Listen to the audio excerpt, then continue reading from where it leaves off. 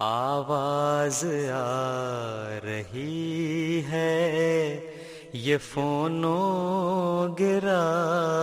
से, ढूंढो खुदा को दिल से ना लाफो गज़ाफ से।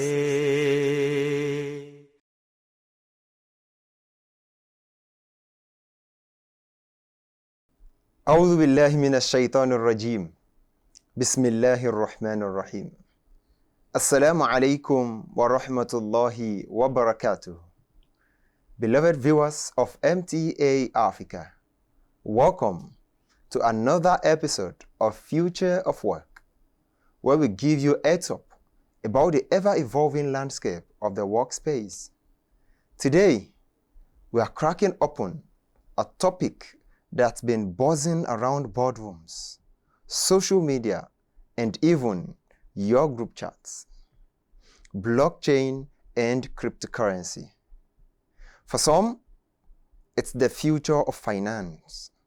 For others, it's still a mystery wrapped in codes and jargon. But one thing is for sure: blockchain is changing how we think about trust, ownership, and even the way we do business. In the studio with me today is Saeed Adebayo. As a blockchain business developer and a Web3 strategist, currently as a founding team member and strategic partnership leads at Psych Protocol. Saeed has been right at the center of building new digital economies. Assalamu alaikum wa rahmatullahi wa barakatuh. Wa alaikum salam wa rahmatullahi wa barakatuh. We're happy to have you on the show today. Thank you for having me.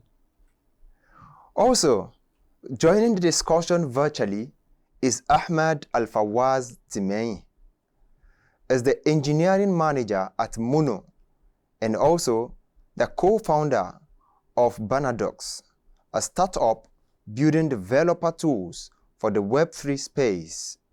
Is deeply involved in building an infrastructure that makes blockchain work practically and securely. Al-Fawaz, assalamu alaikum wa rahmatullahi wa barakatuh. Wa alaikum assalam wa rahmatullahi wa barakatuh. Thank you very much for joining to share today. Happy to be here. Before we move on, let's listen to the persons we have interviewed to know what they think about blockchain and cryptocurrency. Yes, very well, absolutely. Cryptocurrency is the new form of money that everybody is trying to key into. If you look at a lot of the financial worlds now, look at the US, they now adopt crypto as a source of payment. You now see, because it is more cheaper and more faster, even though there are still some there are still some lapses that are in the crypto world, but it is now the future of money. If you look at it generally, in the global world, everybody is accepting crypto. You can now use crypto for payment platforms. If you look at payments from in the paper form earlier before now, you will see that transactions in inter-countries, probably sending money from Nigeria to Canada to everywhere in other places in the world, was very difficult. How about now? Look at the drastic change, look at the drastic gap cryptocurrency has actually bridged in that time. So I feel and I believe that cryptocurrency is the mainstream and the future of money. Thank you. Yeah, because as at now, it's currently migrating to reach that level. Because as I'm a trader, as my research, as at now, at US, over 28% of adults, approximately 65 million people, own a cryptocurrency, and a more plan to buy by the year 2025.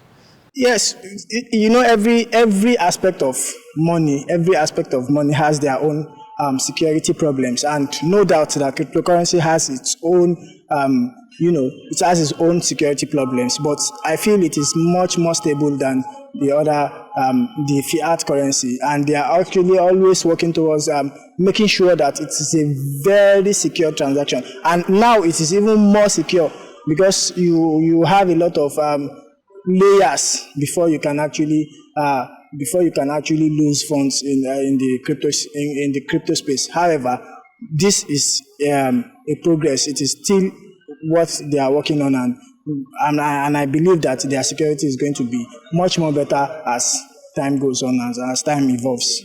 Cryptocurrency uses a strong cryptocraft to secure transactions and handle wallets in order to keep them safe. Because in order to protect it, we have to enable the two authentication verification to keep our data safe. And in a perspective of the protecting the digital wallets, users are meant by to please follow the protocols and safety to keep all their assets in digital to be safe. Welcome back, viewers. I'm quite sure you also wish to know what's real, what's hyped, and what's next in the blockchain space. So, let us decode it all right now.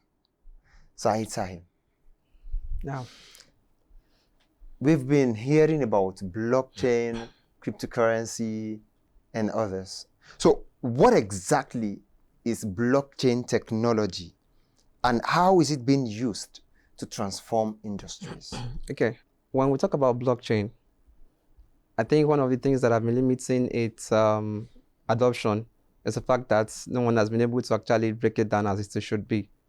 And people have been finding it difficult to actually explain exactly what blockchain is. To break it down simply, let's take a notebook, a digital notebook that everyone records transaction. Every transaction, every single transaction that is happening on that, maybe for a sales ledger, for instance, you put all of those transactions on it. But in this case, that transaction is not only viewed by just one person. It is actually decentralized to, have access to about 1,001 person having access to that particular transactions. So when we talk about transactions, people will think about financial transactions alone. You could have transaction on blockchain to be just data. It could be tracking of shipments of goods and services. It could be trying to locate or authenticate products from the agricultural produce, and as well as pharmaceutical produce as well. So all of this is what blockchain is, in short. So when we talk about blockchain, we're talking about a transaction open to several individuals. But this transaction this time is not just about financial transaction. Yeah. It can be transactions that are not financial. Yeah. So how is blockchain now shaping the work industry, the workspace? The workspace, as it is presently, is very maybe fragmented at the time, except for recent time where we have the work from home sort of a thing. And what blockchain has been able to do, it has been able to help us, glorify that from workspace, that sort of work from home, that is commonly used as WHM, right? WHM, I guess that's the acronym. So basically, what blockchain does is that you're trying to look at how to solve the issue of counterfeit drugs, for instance, in the pharmaceutical industry. And for a country that is very well known to be that in Africa here, what blockchain also help you to solve is that kind of a thing. You're able to trace produce, especially pharmaceutical produce, to its real source, to know that if it's actually authentic or not. And where you're doing that is not just accessible to just one person, it's 1,001 person having access to that, and which is tamper-proof. You can't just, change it overnight. So whereas you're able to, swap the real one, the unauthentic one to the real one, and vice versa. So it's basically changing the world of how we do business, how we do agriculture, even in health, even in land registry, and so on and so forth. If I get you right, what blockchain is doing basically to the workspace is making transactions available to a number of persons, and ensuring that these transactions are protected in a way that it cannot just be tampered with. Yes, very correct. Okay, I know we'll come back to you to talk more about blockchain Because I'm sure our viewers want to decode a lot from the blockchain. We'll come back to you. Alfawaz, Sahid Saab has spoken a bit about blockchain. Let us talk about cryptocurrency. When we say cryptocurrency, I'm sure one of the first things that come to your brain is money. So, how do you think cryptocurrency have changed the way we think about money and investments? So I think one way that we could, talk about cryptocurrency changing how we think about money is it's a system that allows you to transact internationally by default, right? And it is very efficient and cheap, right? It would cost you maybe less than a cent of a dollar to send $1,000 from the US to Nigeria, and it would be in an instant, right? On the other hand, if I were to send the same amount of money from, say, JP Morgan Chase in the US, right, to Zenith Bank in Nigeria, right, that money would not arrive today because it's a weekend, right? It could potentially take up to 3 business days to get that money. And,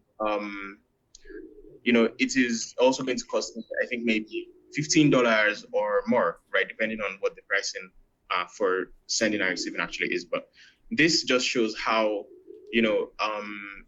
much of a difference like it actually makes, right?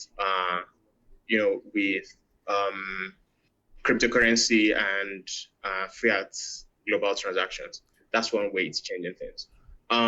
Another way is with investments, right? So we consider cryptocurrency to be an asset class, right? Like stocks, like bonds. You also have cryptocurrency as an asset class that is potentially high reward, but also extremely high risk. So something that you have said that got me interested is you said cryptocurrency is more efficient and that it is cheap compared to the traditional way of handling money and investment, right? Yeah, specifically for international transactions, yeah.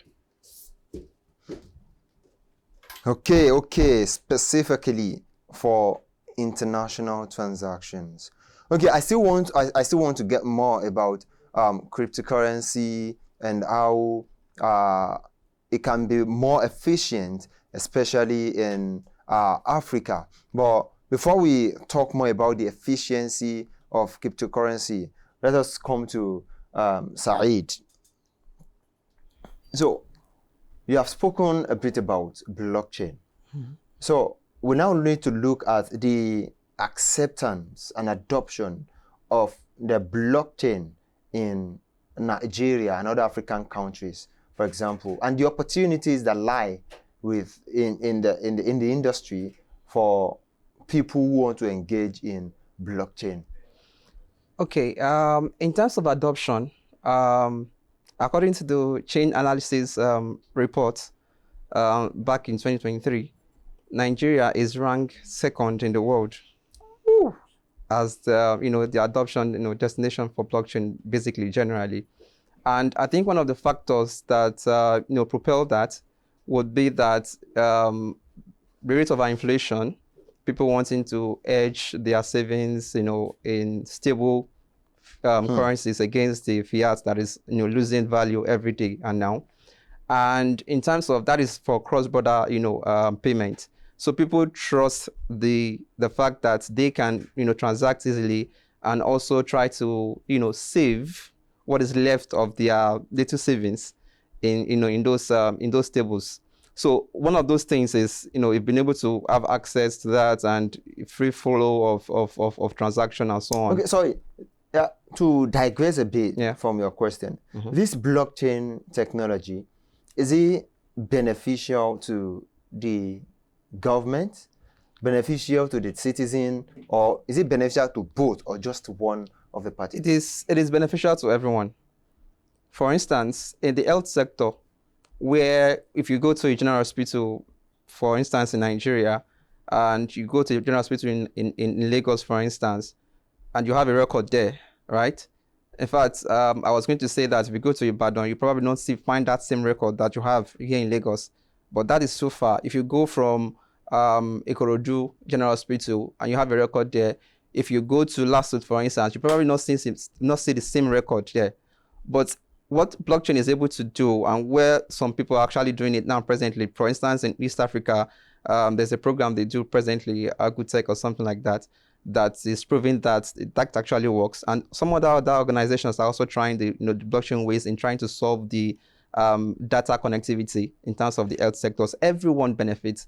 The government benefits. The people benefit. Everyone benefits. So basically, how everyone benefits from a blockchain is the accessibility of data. Yes. So the data you have here would be the same data. The same as what you have. In fact, everyone can see the same data. You don't need to duplicate your data anywhere. Exactly. Oh, that's interesting. Interestingly good. Okay, Alpha Waz. So we have talked about some of the things that you can do with cryptocurrency, how you can use cryptocurrency for your payment and for investment, and how it is cheap. So now, a lot of people, a quite number of people looking at this program at home feel like, oh, cryptocurrency is cheap. And a lot of people want to jump on cryptocurrency. What do you think are the challenges, and how should people deal with cryptocurrency? Okay. So I think one of the major challenges that people are likely to face is the user experience, right? Right now, the experience using cryptocurrency is not very great, right? There are like platforms that try to solve this, but it's still a general problem, right? Just as I said before, you're going to like send money from one person to the other person, right? On the blockchain, I would need an address, and this address is a long text. It's like 0x and then some 40 characters, right? So it's this long text that I need to send. It's very hard to verify. There are people that create like viruses to change that text, right? When you copy, right? If you have a virus on your computer, and then you accidentally send to the wrong person, and every transaction is final, so there's no getting that money back. So that's one of the challenges that people face, right? One way people get around this is use a platform like, say, Binance or Bybit, right? Or use decentralized platforms and register a name with, say, a service like the Ethereum name service. Right, then I can send to star99.eth, I can send to ahmedalfawaz@gmail.com. It's a lot easier to work with that way than to send to an address that can be changed, and you might not notice if it gets changed, right? So that's one challenge, right? Another one is regulation. So cryptocurrency regulation is very difficult, specifically because of the decentralized nature of the blockchain, right? The United States could have, say, some rules around like some transactions and say, oh, certain transactions like this should not be processed, right? Or you have added some people to, say, a blacklist, and as a result, like they should not be able to send money or they should not be able to receive money, right? Now, this is something that the US is enforcing, but it's not being enforced like in other countries, right, in the world. So someone else running a node in another country does not have to follow that US regulation, right? Which means that those people can still make transactions, people can still do whatever they want, right? Without the government being able to control it. So this means that the actual challenge or concern about the cryptocurrency is the concern of regulation. Yes. So that's one of the biggest So is there anything that is being done currently on the issue of regulation? Oh yes, a lot have been a lot has been done, right? You can see, for example, with the I think BlackRock ETFs, right? Actually pushing cryptocurrency to the forefront. You can actually see that there are companies that are recognizing cryptocurrency as an asset class and making it easy for people to actually invest in this, right? So that's one way, and that's like, actually regulated by the government. So that's one way. many time people complain about cryptocurrency. They complain about how people will use different platforms. They have several concerns, several complaints about cryptocurrency and how they lose their money, how they have difficulty managing their assets in cryptocurrency. How do you think we can go about this? So that is right? Like generally, cryptocurrency is very high risk, right? So if you do not know what you're doing, then there's a very good chance that you will lose your money in trying to use crypto, right? But this is not to say that it's not actually possible for you to use it, right, in a risk-free or low-risk manner, right? For example, one way to invest in cryptocurrency in a low-risk manner is to invest in yield farming with stable coins, right? Stable coins are pegged to an actual fiat currency, which means they do not have the same volatility that fiat currencies have, right? And then investing in yield farming basically is you put money in a protocol that does, for example, exchange, right? Someone wants to exchange money from one currency to the other currency. There is a platform that does this, and this platform charges fees, but it needs liquidity. It needs that money to be able to run that transaction, right? When you put your money there to fund that protocol, your money is secured by the code itself, right? Like it's by the smart contract. So your money is actually secured in that protocol, right? And then you can make money on the fees that this protocol generates. So if it charges someone fees that uses your money for, you actually get paid on that, right? So allows you to do this in a risk-free or low-risk manner, right? Okay, so of course the risk in cryptocurrency is high, but it is also possible to engage in cryptocurrency with little or no risk. So I guess that is something that requires a lot of knowledge. It's not something you just go into to say, okay, prior engaging in cryptocurrency, I also want to engage in cryptocurrency. It takes a lot of knowledge, it takes a lot of time and patience to deal with, if I'm right. That's right. Okay, so Sahib, a lot of people are interested in the blockchain technology. They're interested in cryptocurrency. From your experience, so what advice would you give to this set of people? Okay, there are two advice. One will be, backing what Alfal said, which is about the low risk. The low risk way of entering into this space, into the cryptocurrency space, would be that you work to earn in the space. Work to earn in the space. So how do you work to earn? There are so many opportunities in the space. One of those opportunities would be that the non-tech opportunities and the tech opportunities. One would be you can be a content writer for blockchain projects. It could be a technical content writer. You could be a marketing consultant, because every product there are so many, there are 1,001 products in the blockchain presently that needs marketers, that needs people to put their products out there. So you could be, if you're good with marketing, you've been doing marketing for a few SMG or FMCMG, products, or for Web2 products before. So you can actually, bring a lot of those knowledge into Web3 as well, into the crypto or blockchain space. You could also be a community manager, more like a customer success manager. Every product have a user, and when those users run into a problem, there's someone who is going to be there to solve those problems for them. So just like you call Like a support staff. So so you could be a partnership manager. So every product too, because it's a new industry, like you said, it's like 15 years, so every product still needs some sort of partnership, maybe with the likes of the Adidas of this world, the likes of the established, Web2 products, Web2 projects of this world, or even within the Web3 or crypto blockchain industry. So all of those you can actually do, with ease, without so what you are saying basically is it is better to work to earn in the space and not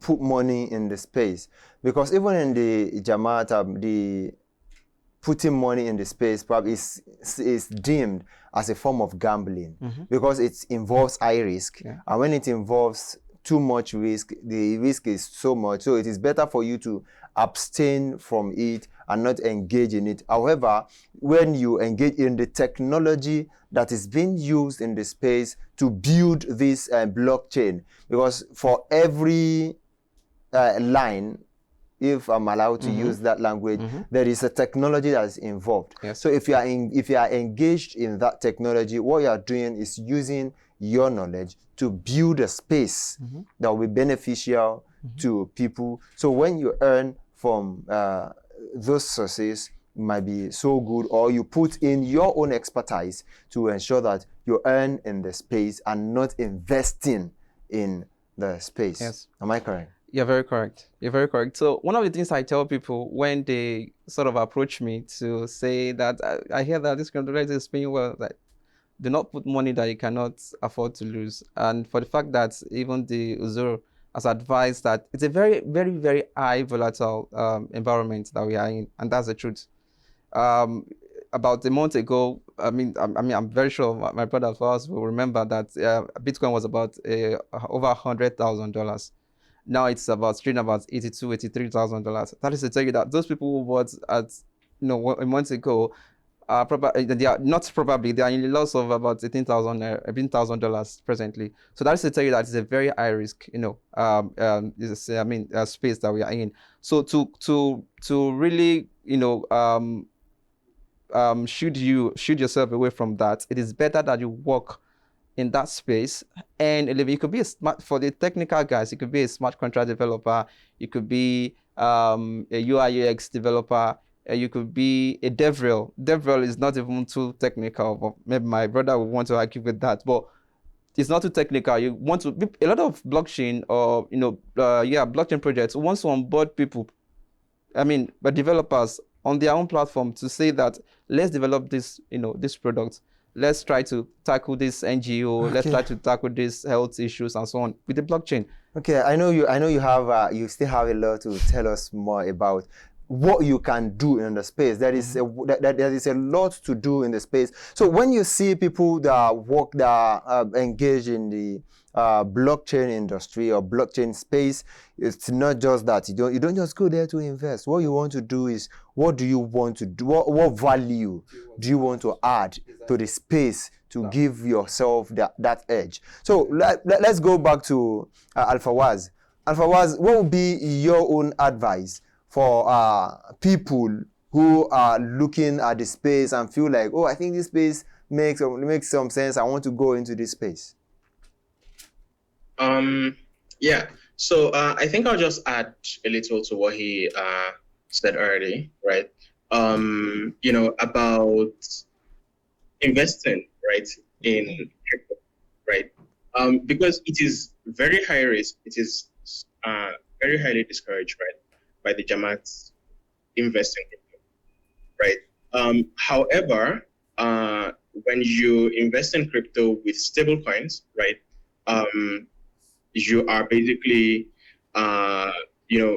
investing with currency that is pegged to an actual stable currency, like a USD, right?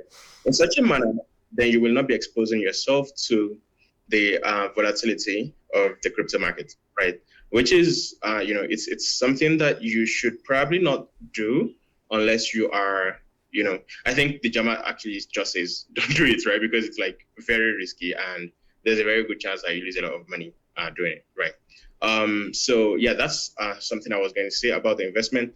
And then there's a lot of opportunity to actually build in crypto, right? And to build things that go beyond crypto itself, but use the technology, right, to solve problems for other industries.